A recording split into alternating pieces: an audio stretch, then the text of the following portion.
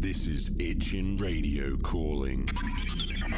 Hey, so welcome to our third podcast with a focus on SEN and our neurodiverse students. So today we're going to focus on social, emotional and mental health difficulties with our students. So my name's Sadie Garner, I'm Head of Teaching and Learning here at Itchin College. James Bedwell, Curriculum Manager for PE and Teaching and Learning Coach.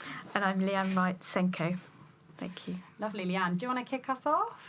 Okay, so in the area of SEMH, we have ADHD, which attention deficit hyperactivity disorder, which is classed as a mental health condition. So we're seeing quite a few students coming through with diagnosis, and the main areas are that students may struggle with focus and attention, might not be able to regulate as well, or find it just difficult to attend to what's going on and push out distractions. Also, they might struggle just to regulate on an everyday and make those connections with people as well. So it really impacts their learning and connections with other students, relationships. So often they may be classed as naughty, so that or may be misunderstood, and just because of that inability to regulate, and so they've gone through school with that label of being naughty or misbehaving, which is quite hard to manage. I find that I'm increasingly noticing that students do struggle with focus just a little bit more generally. So I do find that one of my strategies is I can normally clock it because of the eyes, and I can normally get it's like a slight glaze, and I will just gently say to them, I'll call their name, or I'll just say come back, and they'll do the little kind of head shake. And I think that key thing of it all being really, really warm, always being really warm, and a smile just come back, no, it's fine, happens to all of us. Particularly, notice it anyway when you're trying to learn and you're in a really hot room and it gets really hot, doesn't it? And you get sleepy and you can feel yourself starting to drift off. So I think those little touches of warmth, but bringing them back, are really helpful to just help support them. And when I've spoken to students, they will say, I do find it very helpful. And again, I think as long as it always comes with that warmth, that's really key. Almost like a helpful nudge as such, but I think what we've made reference to before, that shouldn't be a trigger for us to cold call and put them under pressure in that instance to bring them back to the room, because that's going to be detrimental and almost picking on them for that. So that's a good sort of strategy in terms of just bringing us back into the room, or are you with us? Questioning for concentration so that you can go right, just keeping them with you is very different absolutely to you weren't listening. Cold calling used as to call somebody out is really not helpful, because it creates that, it doesn't create a good environment. It's a good one to probably means they're less likely to answer questions moving forwards, and want to actually feel like they want to be in the class and be involved if we're using strategies as a way to definitely, really good point. Also, maybe movement breaks. Do you ever do those, or let students just pop out just to stretch their legs for a couple of minutes? Yeah, I find mine will generally ask to go to the toilet. Yeah. But I'll notice the students will go, can I nip to the toilet? Like, of course you can go to the toilet. Yeah. And they'll use that. I don't know if you found. I think there's a few students that actually will have that as part of their student profile, and we made reference to that being really important, knowing the students. But also, I did a recent lesson observation, and actually the member of staff were picking up on some of the signs and sort of asked the question, little nudge, do you need to stretch your legs? And actually a couple of minutes later the student went to sort of refresh themselves as such. So it's good that staff are aware of the student profiles, aware of which students might need to, and recognising the sort of signs of when they need a little refresh. I think that's really important. Yeah, I think another thing to pick up on is obviously we had those profiles are so critical, and I think there is also a number that are probably undiagnosed as well, but are aware that they struggle to kind of sit there. So I'll always do on just scrap paper, ask them to put their name, so I don't know whose is who, but say, is there anything you think I should know about you? And I'll say, obviously, I need to get to know you and I need to be aware of things, and I find in that students will be very forthcoming with things that they struggle with, and it just helps you to be aware so you do understand and you can work with them, and then again have some conversations and say, look, if you need to stretch your legs, just say it's with glue, not a problem, just let me know. It just really helps engage with them and support them.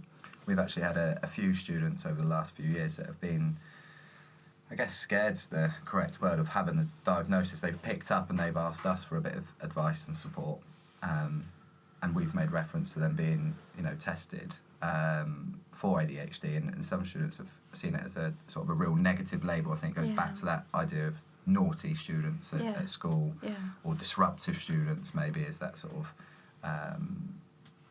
misunderstanding. But actually it being really positive in terms of, well, if there is that diagnosis, then coming up with some of these strategies which will be shared, and it makes it easier for everyone to sort of implement those strategies, and for them to be self-regulating as well.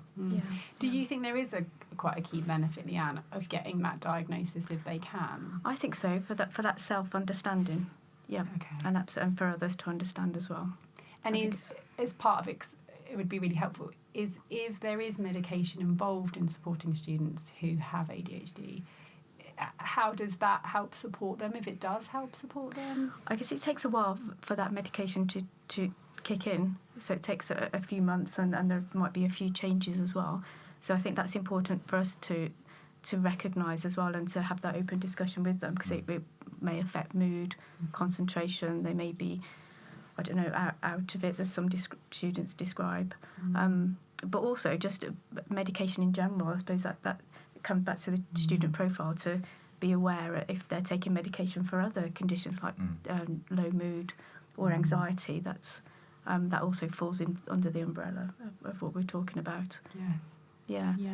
So imagine that they're already coming into college, that struggling to regulate their medication, feeling really anxious. So, and when they come in, they often find it maybe difficult to be with people with have any attention.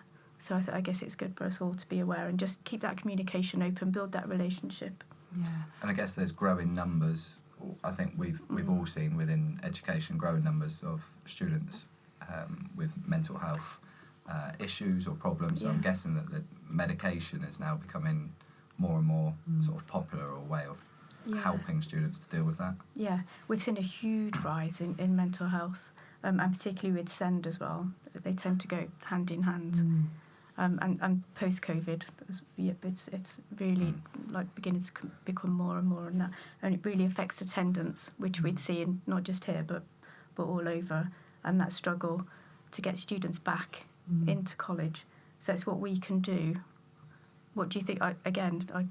It's a good point to discuss, isn't it? Yeah. What can we do to really tackle that attendance where students are feeling really anxious about coming into college? I think we always talk about, obviously we've got the ability to text parents and students.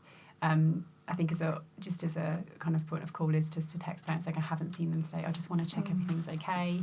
And then a text to them, like, I just want to check everything's okay, here's my email address. Because I think when I meet them, I'm always really clear that my first job is to make sure that they're safe, and then my second job is to ensure that they can get the best possible grades they can. So I explained to them that if they were my child, I would want somebody to tell me I hadn't seen them, and I'd want to know that you were okay. So it always comes from a place of wanting to make sure that you're okay and you're well. And then I think we said before, the next time we see them, I think having the same structure to a lesson is really key, both in terms of habits. So habits for learning are really, really crucial, because everyone knows exactly what they're doing generally in the same time. And I always start my lesson with revision. So they do a retrieval quiz, and then they do retrieval previous. So we always are spending the first 20 minutes of the lesson revising. And that means then that anyone who was absent the last lesson can have some time to catch up. So you're always like, it's absolutely fine. This is what we did last lesson. Here's this. Have a look through this. I'll come back in a minute. But it's always, I think, making sure we're really happy to see them. Yeah. And making it an environment where it's not daunting walking through that door to then be like, oh, maybe I want to walk straight back out. Yeah.